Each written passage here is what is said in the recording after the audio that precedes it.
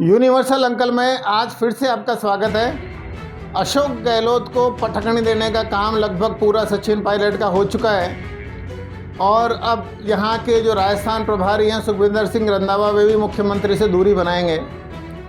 आपने यदि चैनल को सब्सक्राइब नहीं किया है तो तुरंत कर लें, बेल आइकॉन का बटन ज़रूर दबा दें। साथियों, पिछले दिनों से जो घटनाक्रम चल रहा है, सचिन पायलट ने इस बात के ऊपर सवाल उठाया, वीडियो भी देखना, कि पता नहीं अशोक गहलोत साहब के सलाहकार कौन हैं, आसपास उनके इस तरह से कैसे लोग बैठते हैं जो उनको सलाह देते हैं कि आप सचिन पायलट के लिए ये बोल दो या ये मत बोलो, नाकारा बोल दो, निकम्मा बोल दो, गद्दार बोल दो, कोरोना बोल दो।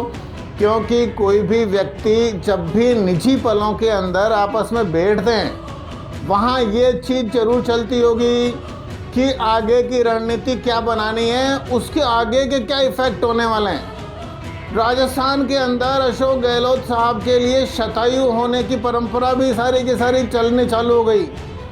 अभी राजस्थान में मुनेश गुजर जो महापौर है राजस्थान जयपुर की, उन्होंने विज्ञापन भी शतायु होने का छाप दिया और उन्होंने मान भी लिया। शतायु जरूर होना चाहिए। हमारे राजस्थान के अंदर बहुत अनुभवी राजनेता हैं अशोक गहलोत साहब, लेकिन छोटे जो नीचे मातहत हैं जो लोग हैं, उनके कंधे पर बंदूक रख के नहीं चलाने चाहिए। अब जब इतने सारे बोल दिए, फिर भी सचिन पायलट क्या कहते हैं, मेरे संस्कारों में ये चीज़ नहीं है, छोटे बोल नहीं बोलने चाहिए। उन्होंने तो कर्नाटक के अंदर भी जब सोनिया गांधी के लिए जहरीली या विष करने ऐसे शब्द बोले, वहाँ भी उन्होंने बोला राजनीति में छोटे शब्द नहीं बोलने चाहिए। जब 25 सितंबर को राजस्थान के सारे लोगों ने मिलके कांग्रेसियों ने बगावत कर दी, अजय माकन और मल्लिकार्जुन खड़गे दिल्ली से आए और यहाँ एक प्रस्ताव विधायकों की बैठक में पारित करना था कि हम अपने सारे अधिकार कांग्रेस आलाकमान को सौंपते हैं, वो जो निर्णय करेंगे वो सर्वोपरि है। आलाकमान से ऊपर है अशोक गहलोत। बोलते हैं कि सोनिया जी जो करेगी वो करेगी, मैं बिना पद के भी राजस्थान में रह लूँगा, लेकिन मन से मानते नहीं है, क्योंकि उनको पता है मैं आज क्या बोलूँगा उसका इफ़ेक्ट बाद में क्या निकलने वाला है। और बिल्कुल इसी रणनीति के ऊपर चलते हुए जब अशोक गहलोत के इशारे पे राजस्थान के मंत्री महेश जोशी, शांति धारीवाल, धर्मेंद्र राठौड़, ये सारे विधायकों को मल्लिकार्जुन के पास में मीटिंग नहीं करने दी जो आज अध्यक्ष हैं।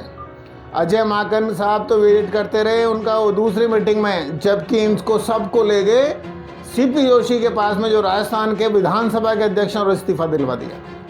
भाई इस्तीफा क्यों दिला दिया? तुम्हारी सरकार, तुम्हारे अध्यक्ष, तुम्हारी आलाकमान की मीटिंग होने वाली है। गहलोत साहब सबसे बड़े हैं, उनको हम राष्ट्रीय अध्यक्ष नहीं बनने देंगे। अब राष्ट्रीय अध्यक्ष नहीं बनना कोई छोटी बात थी, वो बहुत बड़ी बात थी।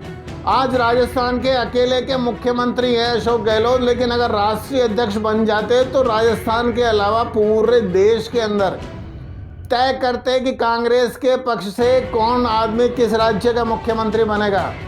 लेकिन अशोक गहलोत के जो सलाहकार हैं, जो नाकारा निकम्मा बोलने की सलाह देते हैं, उन्हीं लोगों ने ये सलाह दी कि साहब राजस्थान छूट जाएगा तो राजस्थान में आपसे बड़ा नेता सचिन पायलट बन जाएगा, क्योंकि उसको मुख्यमंत्री बनाने के लिए सोनिया जी तैयार हैं।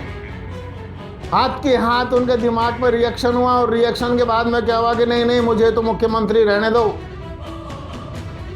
मुझे कांग्रेस का राष्ट्रीय अध्यक्ष नहीं बनना। जबकि गोवा के अंदर राजेश पायलट और अशोक गहलोत साहब के अंदर मीटिंग भी हो गई और वहाँ सब कुछ तय भी हो गया।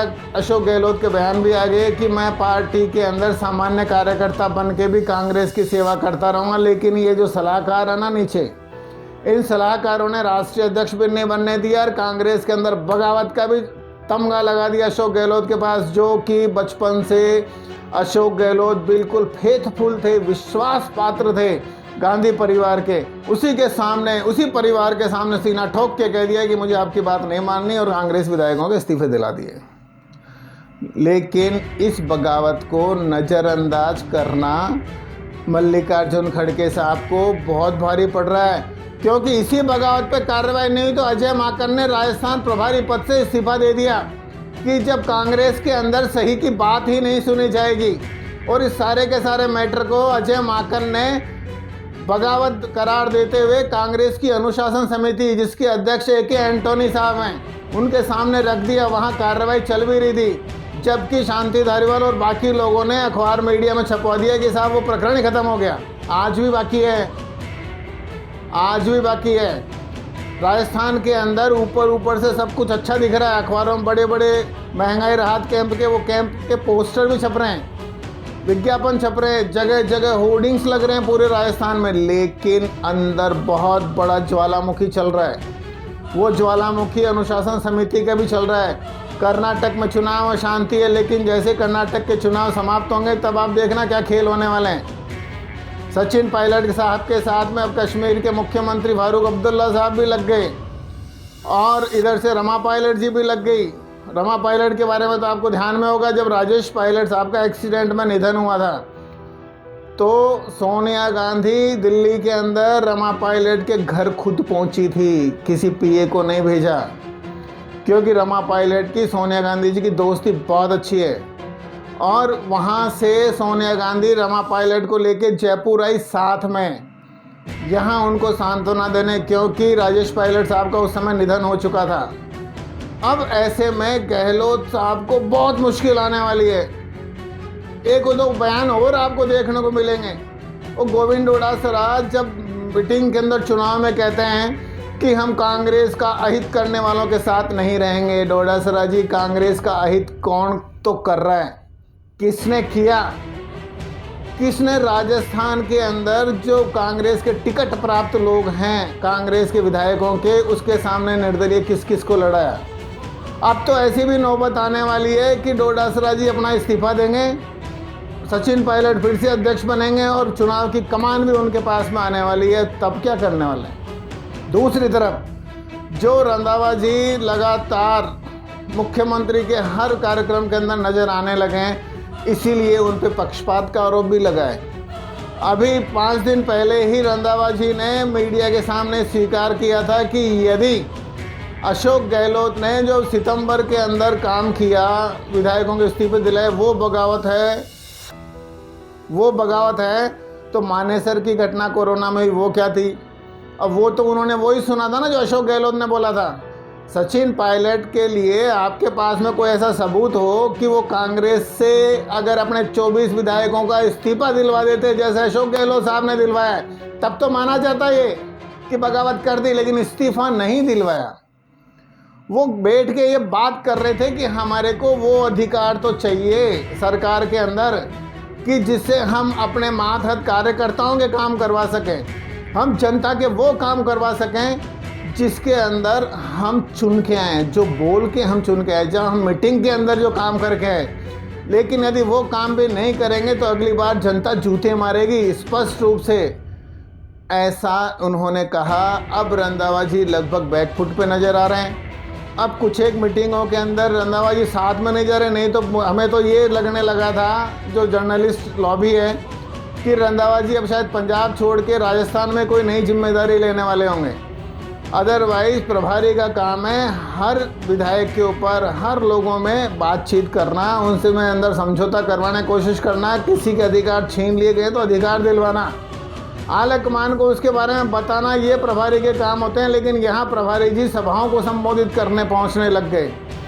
लगभग पिछले 30 दिन के अंदर देखी जाए अगर 20 सभाएं हुई हैं तो गहलोत और डोटासरा के साथ में 15 के अंदर खुद सुखविंदर सिंह रंधावा जी मौजूद थे। तो ऑब्जेक्शन तो सचिन पायलट का हो गई।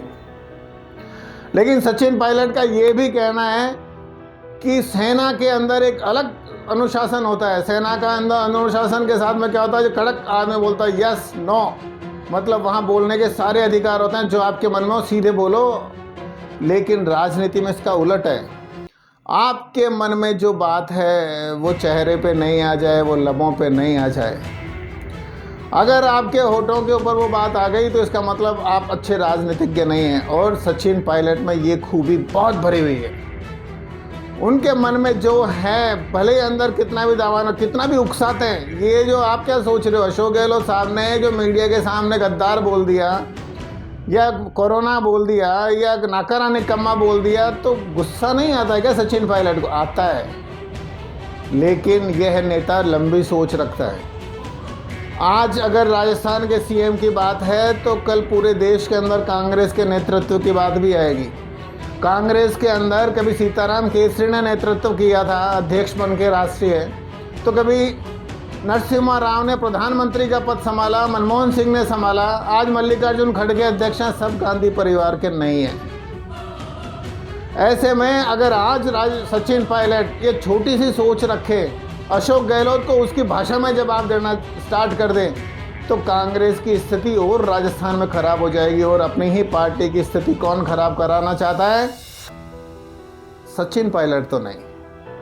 अब जो दूसरे लोग करवाना चाहते हैं उनको किस तरह से साधा जाए, उनको किस तरह से काम में लिए जाए, क्योंकि किसी को भी हटाने से पार्टी कमज़ोर होगी।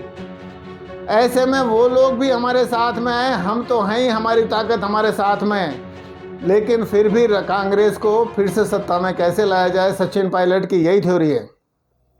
आपको ये वीडियो किसी के माध्यम से मिला हो, राजस्थान के अंदर कांग्रेस प्रभारी रंधावा जी के क्या एक्टिविटीज़ हैं वो बताने के लिए वीडियो को फॉरवर्ड करें। सचिन पायलट ने हाथ की हाथ गुस्से से जवाब क्यों नहीं दिया, इसलिए ये वीडियो फॉरवर्ड करें। रमा पायलट सोनिया जी की क्या आपस के अंदर रिश्तेदारी है, बातचीत है, दोस्ती है, यह बताने के लिए वीडियो फॉरवर्ड करें। लेकिन यूनिवर्सल अंकल का ये वीडियो फॉरवर्ड भी करें, और आपके दिल और दिमाग में जो भी बात आ रही है वो कमेंट्स में ज़रूर करें, लाइक का बटन ज़रूर दबा दें। जय हिंद, वंदे मातरम।